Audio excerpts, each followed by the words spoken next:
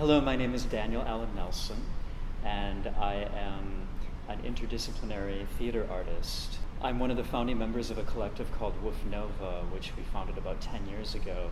And it's a group of us who all sort of work in an interdisciplinary fashion. We all work as performers, we've all directed, we all are designers and also writers. So I'm always, I think in my work, really interested in this kind of threshold or this permeable veil between fact and fiction, between illusion and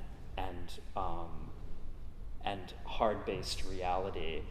This show is, I think, as so much of my work is very personal because it really hinges on a lot of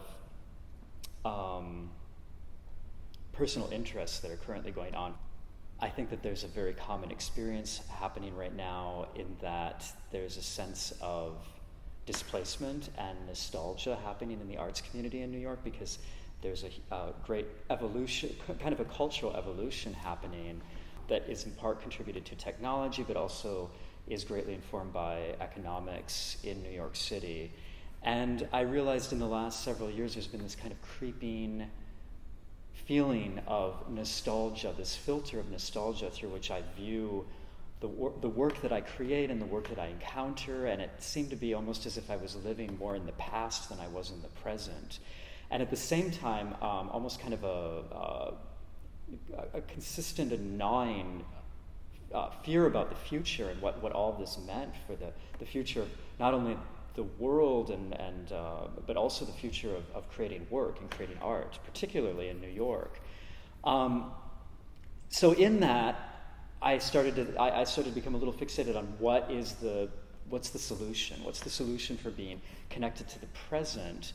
And I started finding I started reading a lot of texts that were from the early 20th century. I think maybe it was a time when with the Industrial Revolution, there's a similar really rapid evolution and change of things.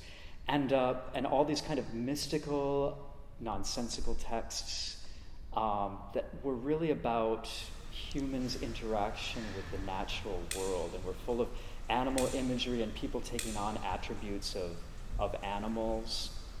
And so the piece really grew out of working with a lot of that imagery and sort of what it means to be in the present and to create in the present when one is so overwhelmingly being pulled into the nostalgia of the past, and then also has this fear of the future.